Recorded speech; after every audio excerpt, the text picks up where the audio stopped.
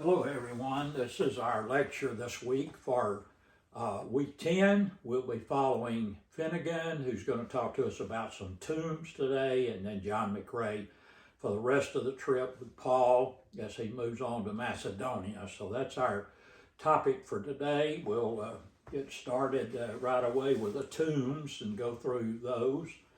These are tombs that are primarily along the Kidron Valley and where it turns in the Hinnon Valley runs into it, attaches to it there where they merge. And on both sides of that, away from Jerusalem, one to the east and the other to the south, Kidron to the east and Hinnon to the south, we find these tombs, and many of them. They date back, a lot of them do, even to the people who were there in the Middle Bronze Age, the Jebusites who occupied the city, or Canaanite people who occupied this before David took the city. So some of their graves we see over on the Mount of Olives, which is the mountain that we're looking at in the background here. You can see a couple of markers here for you. That's the Russian church there, and this is the Church of All Nations, the Garden of Gethsemane that we've been talking about. And the Mount of Olives runs on beyond here. We're standing down in the Kidron Valley here, and this is the mountain on the side. You can see all these tombs behind here. This white area are all Jewish tombs, and many Jewish people prefer to be buried here as well as others, Christians. The Muslims have buried over against the wall near the eastern gate, north and south of that in the Kidron. So we'll talk about that at another time. But these are some special tombs that we see here. First we see the tomb of James, and then the tomb of Zechariah here. And you'll read about those in your text today, but these are people from Old and New Testament era here that we have found their places of burial. This is Absalom's tomb. You can see where it is in relationship. This again is Zechariah. This is a very old picture from the turn of the century.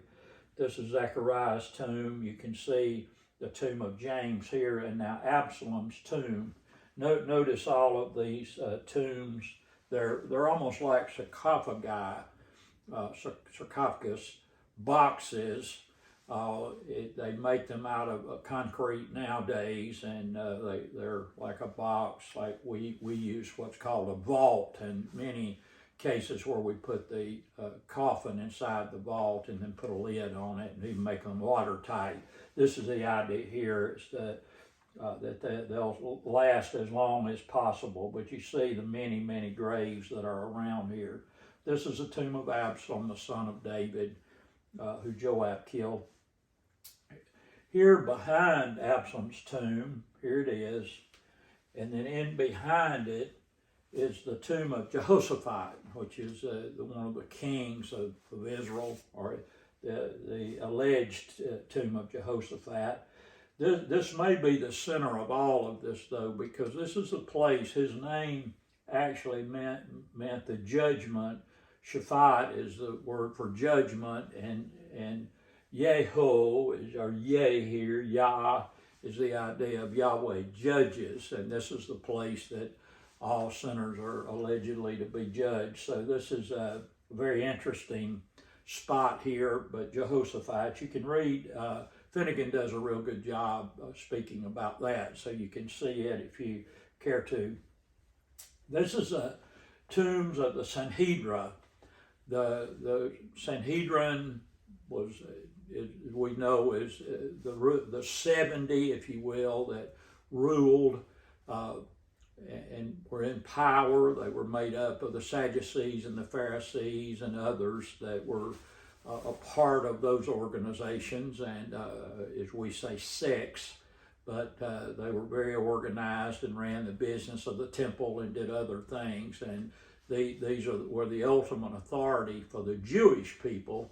Obviously, the Romans did not give them full measure because they didn't allow them to use the death penalty and other things that were civil in nature. But this is the tombs of where the Sanhedrin, and there were quite a number of them over time. This is over as the Valley of Hinnom wraps back around to the north. This is where this is located. This is a very old picture, and I'm sorry the pixels are not very good here. It's highly pixelated, but this is what it looks like. These are the type tombs that you walk into, and then I'll show you here how they are. You walk into the various areas of it. This is the large area, and then these are made like coquine tombs, if you remember from last week, where they're cut into the rock and the bodies are just simply pushed into the places. But this is an elevation view from the top as you look in. It's built into the side of the hill there, the side of the mountain that looks to the west. This is on the western hill side of the Hinnom Valley. And then this is a view looking down, a plan view of how it's laid out here. So you're seeing all of this area here, and then what's in behind. So a very large burial area for those who served in the Sanhedrin in their day that wanted to be buried here. This is the Herodian family tomb. This is near the Damascus Gate. You can see the ruins of it today, the walls of it today. It was a very large structure. There's a building that kind of encroaches on top of it now, but we think that this was probably made for the family, not for Herod himself, because we ultimately discovered through Dr. Ehud Netzer, the great Herodian scholar, that Herod himself, and Josephus had told us that in his works. He had told us that Herod died at Jericho and then was brought back to the Herodian, which is just a couple of miles south of Bethlehem, and was buried there. We looked at that particular site already. But this is probably where his family was intended to be buried. You can see here is the entrance, one of the entrance to it, and if you look closely here, you'll see that it's one of the only left rolling stone tombs that's left in Jerusalem now. There are a couple in the Galilee that we can still find, but this is for here in Jerusalem. This is one of the last ones that we know about. This is actually, as we said, near the Damascus Gate. This is what a rendering of it looks like, and it was fairly large. You can see here the size of a person in scale here. So this was a large monument. It would have housed quite a number of the family, of Herod's family. And I recently, a few weeks ago, I think, gave you the chart of the family in the lectures. So you can go there and look and see how large it really was, the genealogy of the family. This was a special person.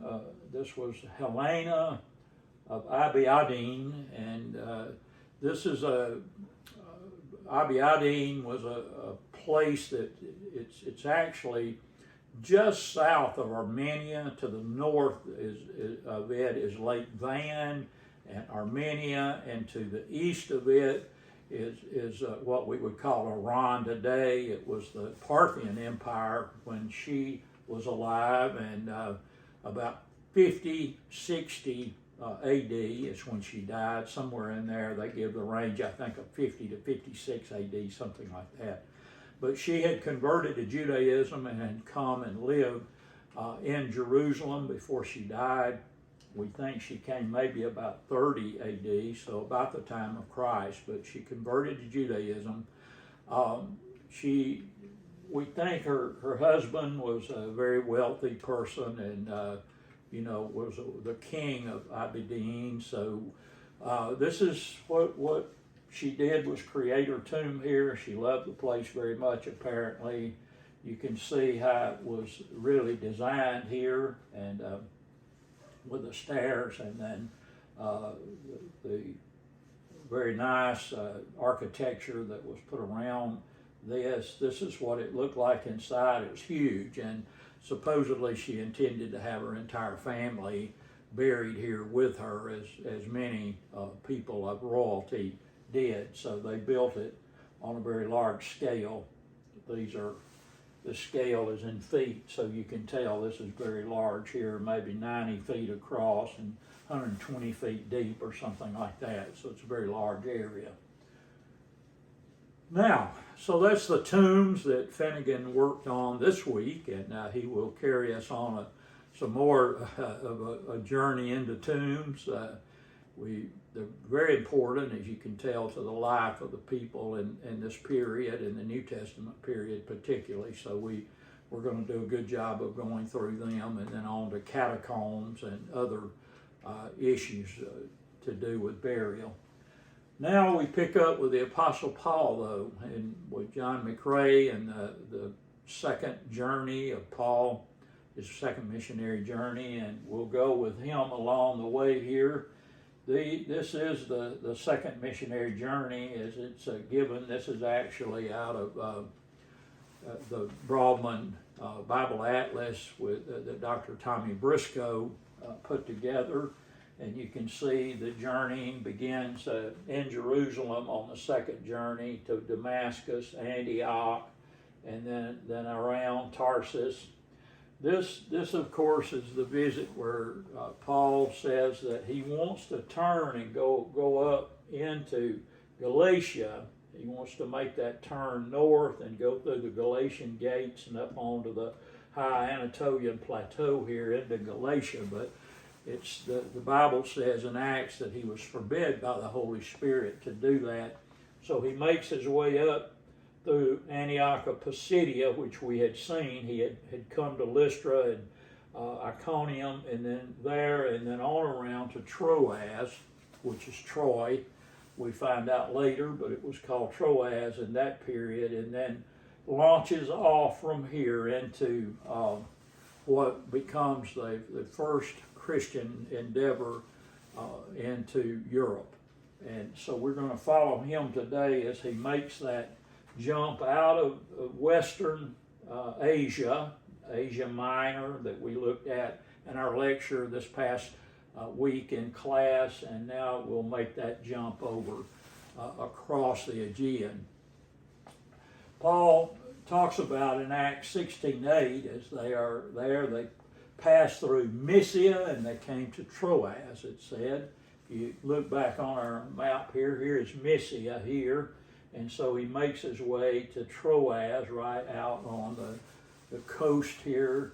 This is the northwest corner of the Aegean Sea here is where we are, and up in this corner. And we'll continue in the Aegean for some time here, or parts of it anyway. So in Acts 16:8, passing by Mysia, they, and I have colored these words here, these pronouns, so that you'll see them as we go. They came down to Troas. 16:9, a vision appeared to Paul in the night. It says, a man of Macedonia was standing and appealing to him and saying, come over to Macedonia and help us.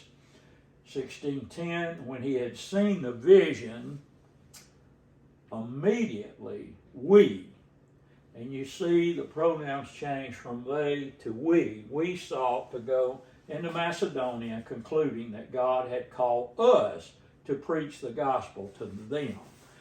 And this is the beginning of what scholars call, New Testament scholars call, the we section of Acts. And they believe that this is where Luke joins Paul and the party that will go forward, and because he is the one writing, Luke is. And so this is what the I guess consensus of scholars is this is where Luke joins them. He's writing all the other things that he's been told through eyewitnesses and all, as he talks about in the beginning of Luke and also in the beginning of Acts. But now he has joined them, and he's going to travel as an eyewitness with us for the rest of the way and give us details on that journey. The first place that they come to is Samothrace, and this is an island. Here it is out in the Aegean Sea. They tell us, and you can follow him here. Here's a movement around, about 10 movements here to come all the way around 10 different locations. But Samothrace is an island, and they only spent the night there. Whatever Paul has in mind, and some people think that the man from Macedonia actually was from Philippi, because Paul is in a hurry to get there, and this is what some think is the hurry of the journey for him, is to find this fellow there. So again, here's another map that kind of shows you this, is that here's Samothrace, the island here. They'll pass over to it, spend the night, go to Neapolis, which is Kavala today, and then on to Philippi. And then we'll follow him through the rest of the visits as he goes there. This is Samothrace, the island. You can see it here. It's a very, very beautiful, and the Aegean Sea is spectacular. It's just a beautiful, many islands in it, and on most every place that the Greeks, that later the Romans and others they built temples in different places out on the coast so people could see them and see their wealth and their power, and also this was a testimony to their belief in the gods. So you see a lot of that. Poseidon's the god of the sea, so you'll see temples dedicated to him, and some of the others, Apollo, of course, Zeus's son. So they make it to Kavala, Neapolis. This is a modern village that's there today. It's here just on the coast, and they made it there very well. Here's a modern day shot of the city, and you make your way in here and can see a part of it. It actually, the bigger part of town is around on the other side here. You can make your way around from this old part of the city. These are the later ruins, the Roman era ruins that you see there, and these will look much the same when we get to Philippi shortly, because it's the same era that comes out of there.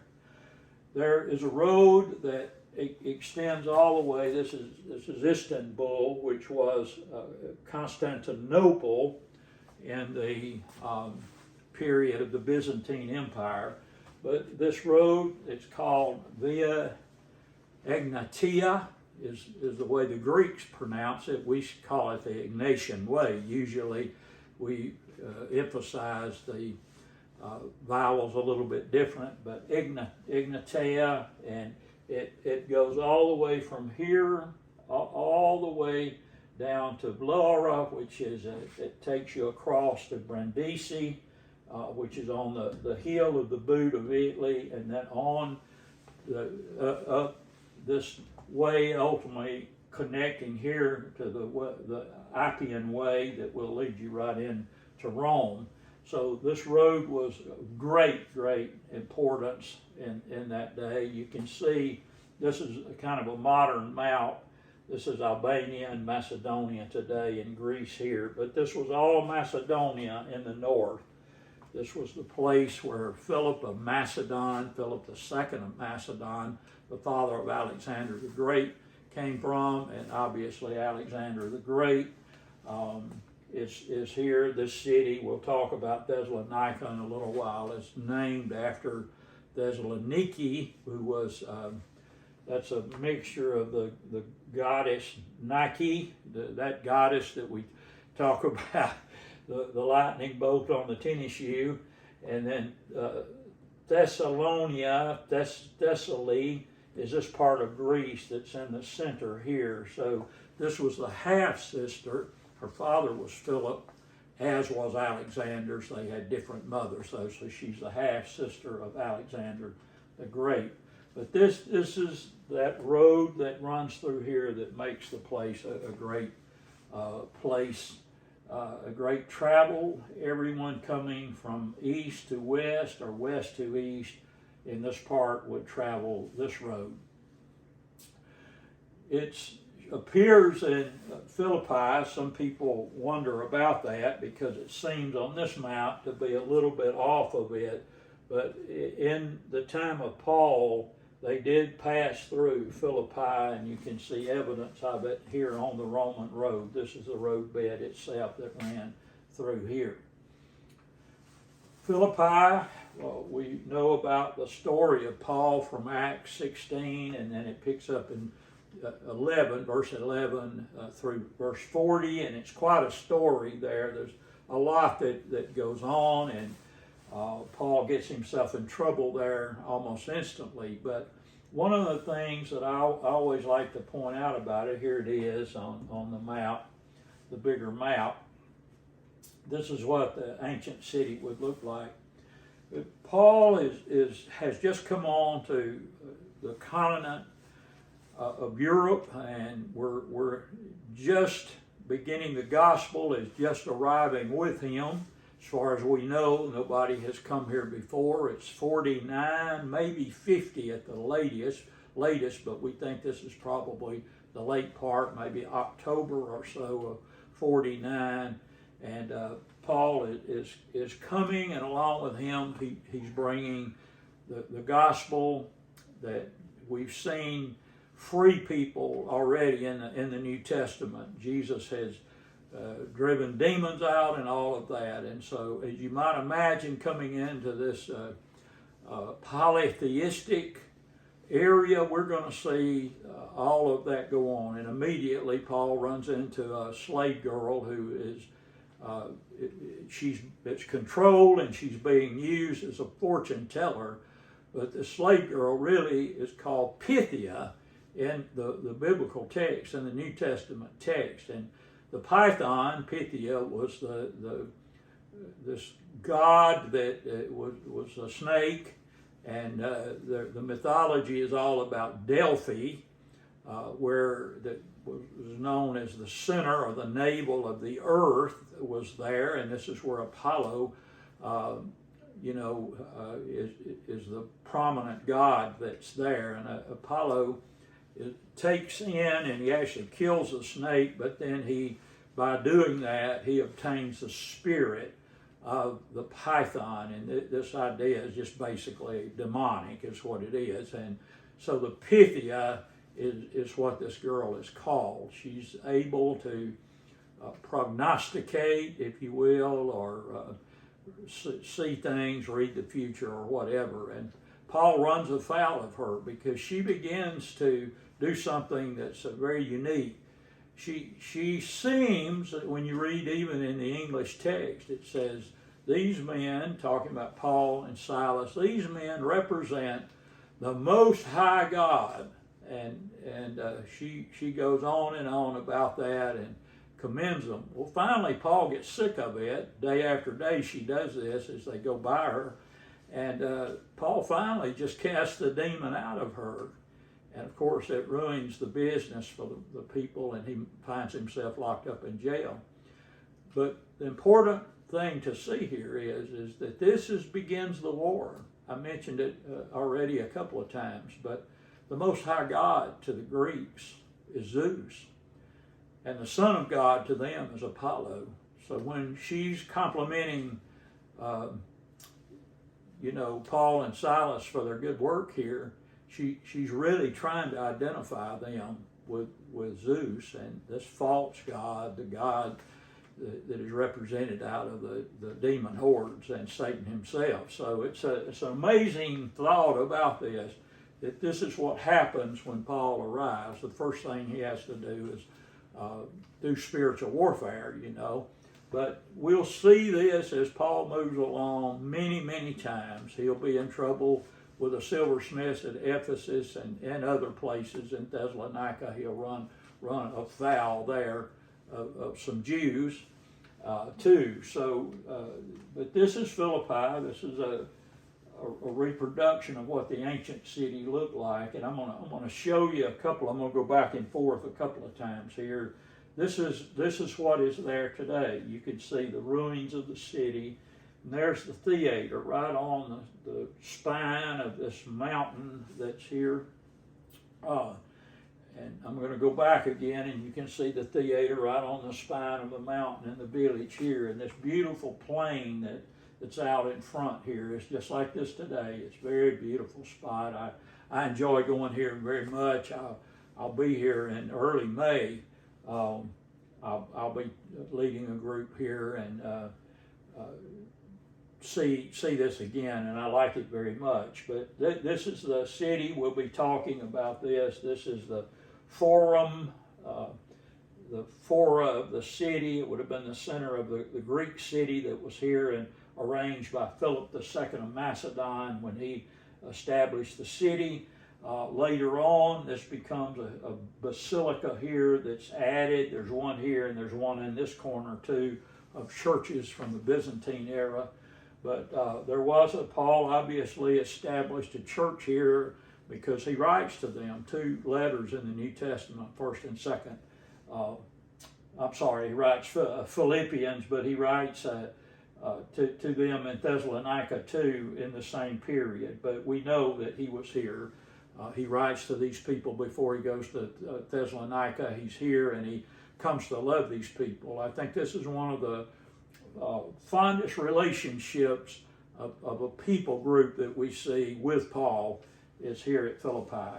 So we can discuss that too a bit later. But anyway, this is the place. This is a kind of a topographical map here that shows you what this looked like. Here is Philippi, just at the base of this mountain.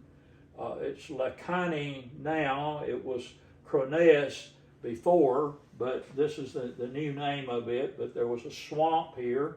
There's a lot of water that runs off these mountains that flowed down and ran in here and then makes its way down to the Aegean Sea. You can see all of the tributaries off of it in these blue dotted lines.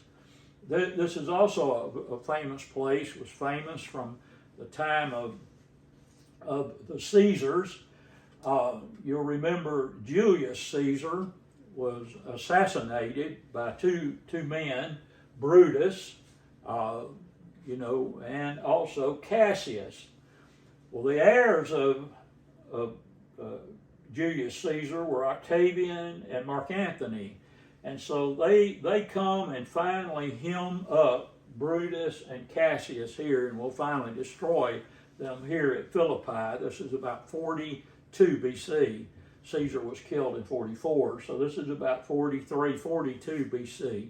And this famous battle is fought right out in front in this plain here.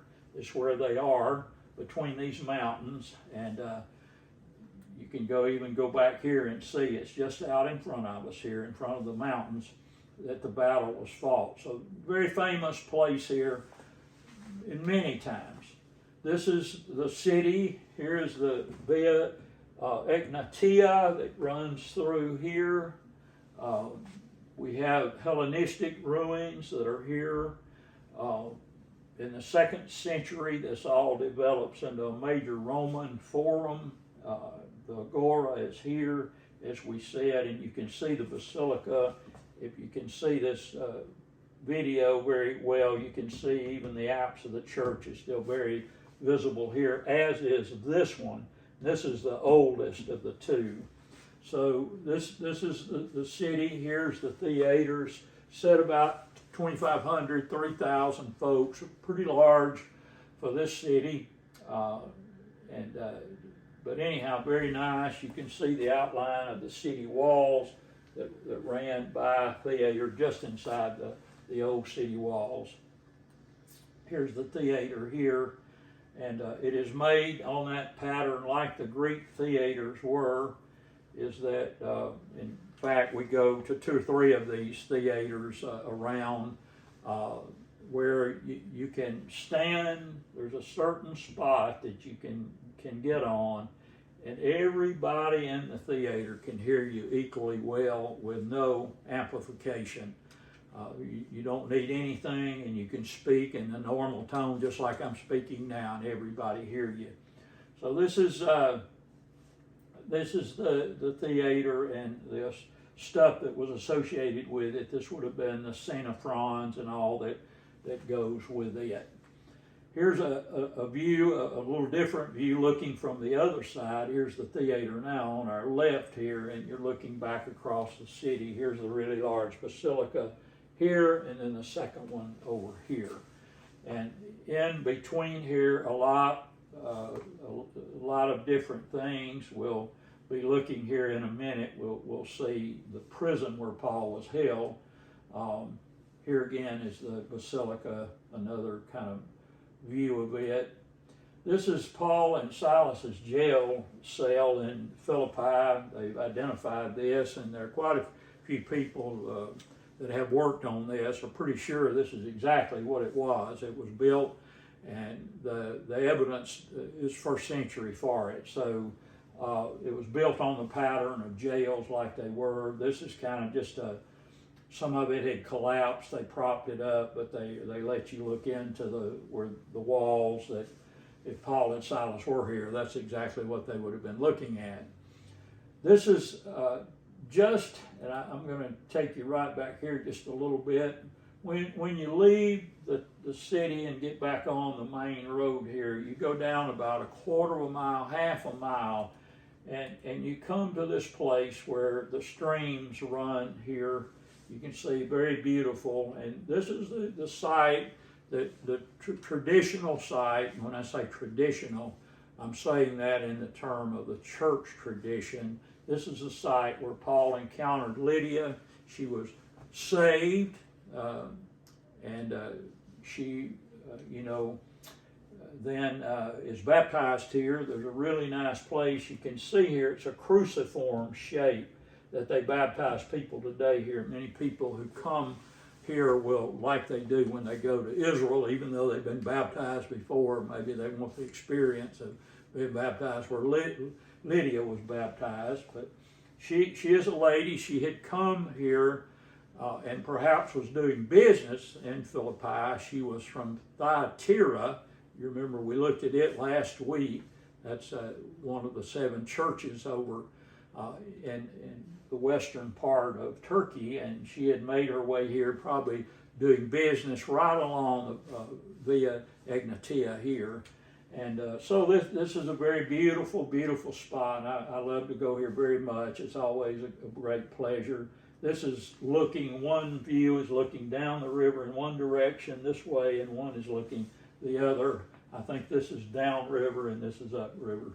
But it's quite a place, and a lot of water flows through here. So it's not hard to imagine what happens. There's a very nice Greek Orthodox church that has been built here in modern times that allows the people who visit here to go in and to rest and to enjoy the worship there too. We do that. Amphipolis is a place Paul just kind of makes his way through here. He's at Philippi, and after he leaves Philippi, you can read out of Acts what goes on in his visit there and how he gets out of jail and all that goes on there. That's quite a story with the Philippian jailer and him being saved too. But this, at Amphipolis, we have the line, the Greek line here that sets up on, it's called the Thelmos, the tombs, a very, very beautiful place here. This was a place, a lot went on here when Athens and Sparta finally went to war. This was where they fought that battle. It's way north of Athens, as you can see back on the map here. Athens is down here, but this is where they encountered the Spartans and fought with them in this place. This is also here where Alexander the Great, when he was preparing to go over into Turkey to fight those people that were over in that part of the world and move to the east. This is where he brought his armies and got everything set up and started here and got prepared. This is a tomb. We'll look at it a bit. Here's the lion here. There are trees around this now, so it's a little more beautiful, but you don't quite get the definition of this that you do. But this is the Thelmos is what it's called, where you go inside the tomb here, and then all around are various graves and tombs. Here is another look at this. in a little different way. I want to just call your attention to how close we are here. Alexander the Great had four admirals, if you will, four men who ran the Navy for him.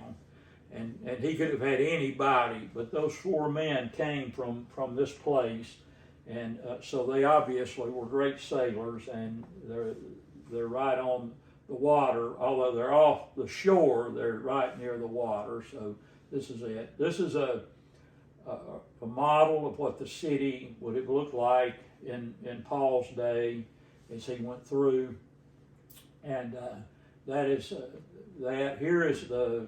If you want to look at this, this is the tumulus, is what it's called, and the ramp goes down into the tomb, and then you see the grave, the pattern of the graves around it. They basically build this.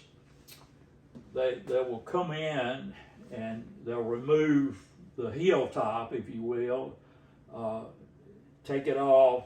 They'll construct the walls and everything that's necessary to carry the weight, and they'll put this back on the top and shape it.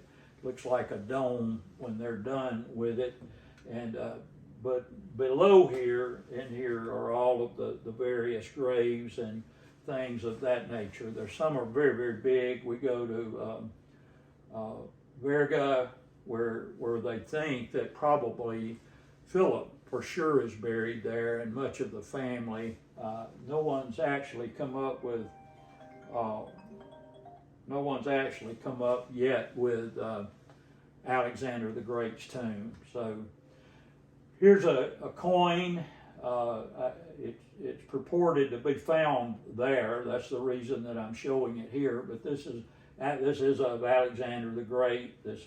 You see this shape from the side of his face, and then this is the idea of him sitting on the throne here as well. So this is a coin that was minted in his time, and there's several of them. I'm very fortunate myself to have 3 or 4 of these in my collection, so I'm glad for that. Apollonia, another place Paul makes his way through. No details about anything that goes on there. He's just moving along, but it also is a very beautiful place, of course, named for Apollo, and they would build a temple to Apollo here on the shore, of course. This is what it looks like. This is one of the bays, if you will, that goes out into the Thermatic Gulf that is part of the Aegean Sea, and you see the 2 legs of that here. Very beautiful, beautiful place.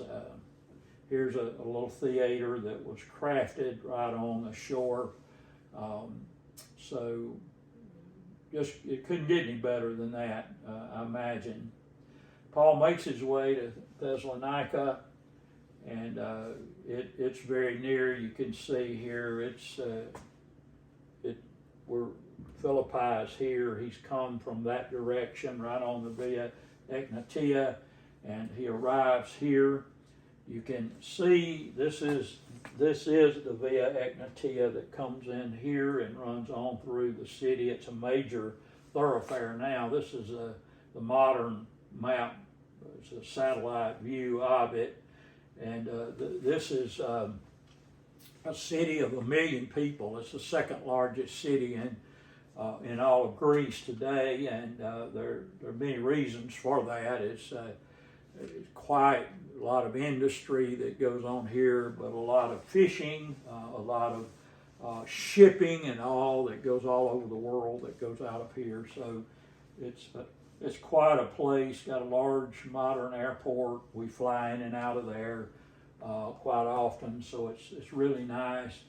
There are pieces of the ancient walls. This is the Acropolis of the city here. This is where we think up in here is where Jason's house was, where Paul gets himself in trouble here too.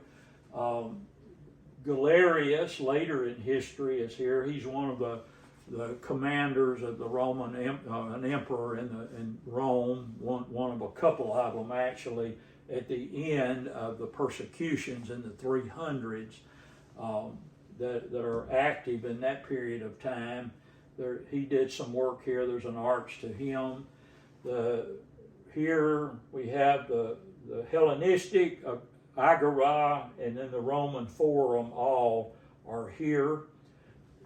We visit this church sometime. It's called St. Demetrius.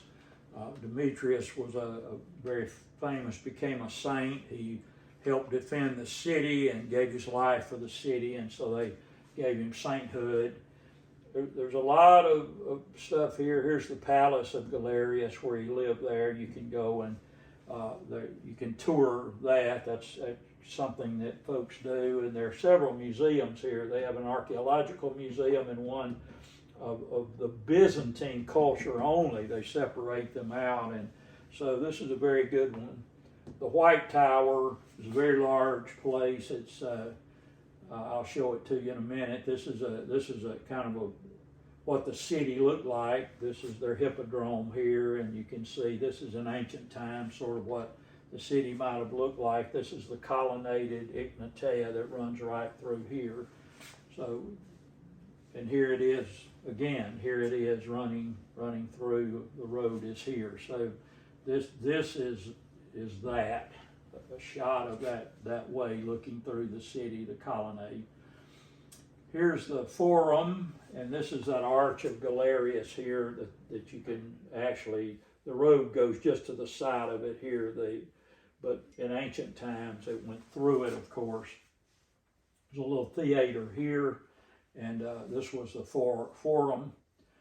This is that White Tower I was telling you about. This came in the Ottoman period after 1517, somewhere in there they built that. But this is you can see the port here. It's as busy as any port. I live in Baytown, Texas, right off of the Houston Ship Channel, and we used to see all the traffic that came. But this might even rival that, one of the busiest ports in the world here. So. Very wealthy by comparison. It's not by the standards of the U.S., but by European standards, this city's doing very well. They have this waterfront. You can see how wide it is. They keep the waterfront very well, and you'll always find people out there walking and having coffee and living like the Greeks live, you know. This is the White Tower here, and you can see a little better what it looks like. But I enjoy this as well very much when we're there. From Thessalonica, he goes to Berea, which is on out a ways here from Thessalonica. There's very little at Berea, no ruins hardly. The city was either built over the stuff and it's not been disturbed, but not much excavation. But there is a place there where they recognize the work of Paul. They have this is his icon here out of the Greek Orthodox Church. This is Jesus, of course, always on top, but Paul, and it says a word about his work here, and they quote the New Testament about how the Bereans looked into the Scripture and pondered the Scripture. Paul goes on to a place called Dion or somewhere nearby. We don't know for sure that's where it is, but we think so, that he swings down right out of Berea and comes around to catch the boat when they realize the people are after him and probably are going to hurt him if they catch him. So you can see it here that this is Dion and surrounds. So he makes his way out of there. This is what it looked like there. This is we're looking back now into what is Mount Olympus. And this is some excavations that were done there from the Macedonian side. So we'll save that for a little bit later, but this is very important in understanding what goes on here. This is Mount Olympus in the background here, and here with a snow-covered top on it. This is Dion, the ruins of Dion there right by the sea. It's what went on at Olympia there. That's where the gods lived on that mountain, and this is where the mythologies get made, and this is where their theology about things are put together. And so it's very important for us to understand that as the gospel, meets them, and that how Paul and the rest handle that.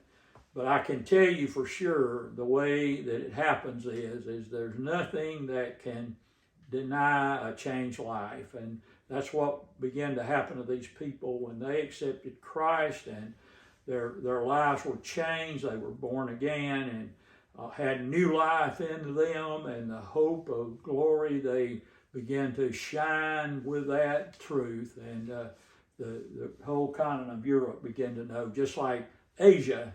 All of Asia had heard the gospel, it says in Acts, and now all the area Paul goes is beginning to hear it and change in their lives.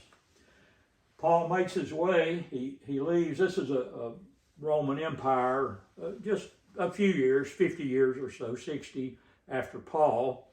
And so you can see that this is probably at the best the Roman Empire was, and this is what Paul will know about it too, probably. He's a pretty smart fellow. So, but this is where he ends up, is right here at Athens, and we're going to look and think about the ports that he came in and all that. And we're going to go to Corinth here too as we finish up today. We'll look at it. But he left Thessalonica, went to Berea, and then got in a boat, and he's come around and made his way here towards Athens. So good map here for you if you want that. This is just to show you Athens, and Olympia is out here. You say, well, we were here looking across, weren't we? Yes, we were. We were looking to Olympia, and it's amazing when you think about how far that is. But it's probably 3-4 hour drive on their roads. I don't know how many miles that is. It's probably 150 miles or something, but you can see those mountains. They're very tall. You can see them for a long ways. This is Athens, another mount. This is the World Heritage map that shows what the countries that are there currently, and you can see very close Greece and Italy, and they shared a lot of culture too. This is Athens. This is I like this map very much. This is what it would have looked like in the time of Paul in the first century. And we'll be looking at this a lot. This is the Agora of the Greeks. This is the marketplace. It's called the Plaka today, and it still serves as a marketplace for the city. You see the trail that goes up to the Acropolis here. This is the Parthenon and all the others, Propylaea, the ports to all of this, and then the various temples. We'll look at them.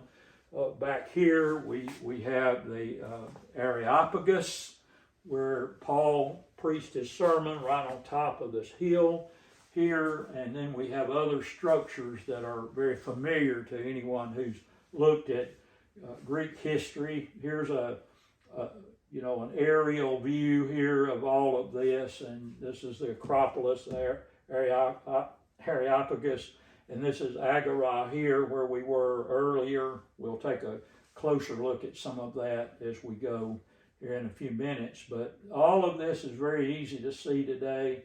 I put one here. This is Athens early on, and this will show you some of the little marks, some of the buildings and early on, but this remains about the same all the way. This Panathenaic Way is what it's called, Pan-Athenic Way. This is it. It's all of Athens is the idea that it covers, and it goes and it runs that 4.5 or 5 miles, whatever exactly it is, down to the harbor at Piraeus. We'll look at that in a few minutes. And this is the way also that every year they had the annual festivals where they sacrificed to the god Athena, whose statue was here. Very large golden statue up in the Parthenon there, by the Parthenon. But this is all very important, again, to understanding what went on here and the spiritual conditions of the people in the city. Some more maps. I'm not going to go, but this is the harbors here. This is Piraeus, and then the other side of it, they connect back up in here, but this is that way. It takes you all the way up to the Acropolis here, the Pan-Athenic way. Here is the Acropolis, and this is a really good, map. It's well done. You have the dates of the development and who is occupying it in those periods or the time periods. After 25 BC, you see that color here. This is built by Hadrian, and this actually had been built before in the time of Augustus Caesar. This is a temple of Rome and Augustus Caesar, and their period. They're coming alongside the worship of Athena and putting in Roma, the worship of Roma. I think you actually have a question on your quiz about that. So that's it. Here's the layout of the Parthenon, very large structures. Erechtheum, the altar of Athena here. This is a statue of Athena, stood here. Huge statue. This is, as I said, Propylaea. This is the church, the entrance to it. And all. It's interesting that we have here some evidence from the Mycenaean civilization. There's a wall here and some other things that they can date to that era. The Mycenaeans were around, and we go down to Mycenae when we're there. They were around at the time that Moses was leading the folks out of Egypt, around the time of the Exodus, about 1450 BC. And they mined gold, they had a lot of gold and all that. They were a very rich civilization, and they, were really the headwaters of what goes on in Greece back in these days, in the classic period of Greece. But the Mycenaeans even have evidence that they were here at some time. But anyway, this is Athens, and this is giving you a lot of different maps and a lot of different periods. This is 2nd century AD. This is a time that Hadrian comes to town and some of the work that he does, and you can see how it's blended in with what was there before. This is the harbor at Athens in the period. You see Athens here. This is the city. Now this is 1st century stuff. This is the way it was, but you can see how it's laid out here. This is that Pan-Athenic way that leads up. There's another street that runs along parallel to it. But these are the harbors, and this is where the shipping and the boats and all come. Here is Piraeus Harbor. It's very active, but it's not as much so as, let's say, Thessalonica, even though it's closer to the Aegean. There are a lot of ships go out of here. Don't get me wrong, but a lot of people here. You can see the types of boats here in Piraeus Harbor are also a lot of recreational type boats, and people live out on all these islands that are out there. There are many islands that are out just off the coast, and people live on those islands. In fact, sometime we'll take a shuttle out there and go out and spend the day on one of those islands. And some of our folks will swim, others will ride scooters or ride horses if you want to, or whatever you want to do. But sometime we'll do that and take the day off from our tour and our study. But this is Piraeus Harbor, and this is where we believe Paul came into, and that's the import of it, is that this is where Paul came. This is what was probably down around the harbor. We think that, and this is that Pan-Athenic way here. You see it running through here. But this is probably a part of that. As it comes up from the harbor is what I'm saying, and I'll show you a better rendition of that in just a minute. Here's a look at what we're seeing, and this is the Stoa here, and then behind it one of the temples, but this gives you an idea, a rendering of the market. This is looking a little different way, but this is South Stoa. This is what's called the painted Stoa here. This is the south side, the larger one. And this is Hephaestus here is a mark here. This is the temple of Hephaestus. It's kind of a marker for everything. This was where the public met. This is Boulaterium. That's what it means, is a place of the citizens. That's where they would gather. They had an old one and then built a new one. The Tholos, this is, where the gods meet. This is a temple, if you will, but could be a place where they bury people too. It's used that way sometime. They had a racetrack here set up. They used the marathon tracks were about the size of that they did foot races on, were about the size of a football field. So you would say they're 100 meters. Here it's probably 100 yards and 300 feet or so, like that. And that's how they ran the races. So there was a track there that ran right up to the Stoa. So this is a good rendition of this down near the Fora area in the Forum. Here is that temple. This temple is this temple, and it's also, let me get it, this temple. It's the same thing from a different angle, and here is that Stoa that we were talking about before. So these are all the ruins that are around it. This is an archaeological park that they cut out of the city of Athens. The Roman Forum kind of sits just in the middle of that. They took that piece of it and set the Forum up there when the Romans came. Later on, Hadrian squeezes out and puts this arch in, and then we have this huge temple of Zeus that's over here. We'll look at it in just a minute. But this is like the city is laid out. This is the ancient Greek Agora here. The Plaka is the new marketplace now in relationship to the Acropolis here. Syntagma Square is a very famous place where people come and gather and all of that. Here is the government building.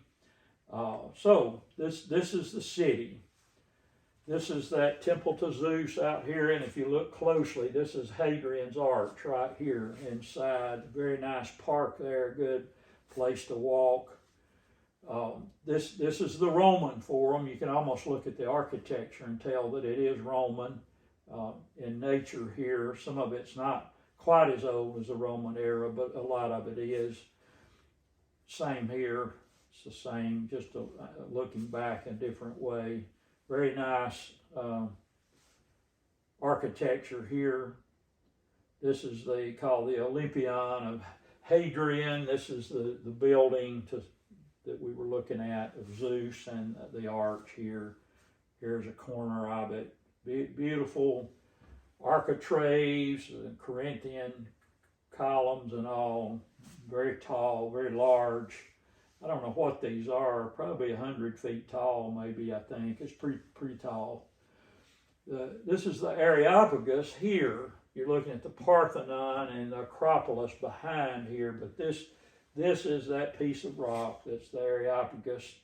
And it's not quite as high, but this is where the philosophers would gather and meet and talk. This is where Paul would gather. There's stairs you can go up on. It's very slick here. This is marble, just a big chunk of marble, and it's very slick. This is what they think it looks like. Imagine this, okay, here, with this sitting on it. You can see the Acropolis in the background. There was a small temple or a building here, but this is where all of it went on. This is where they had the speeches and all that went on. And this is where Paul would have been speaking from and talking about the gospel there with them. Here is that statue of Athena. You see how very large that is, that it stood there on that podium. Huge. So that is Athens, and that is our lecture today. I hope you've enjoyed this much of the journey. Our next lecture will have to do with Corinth and then on to Rome from there. So we'll be looking at that next time. And I thank you for your attention today. God bless you.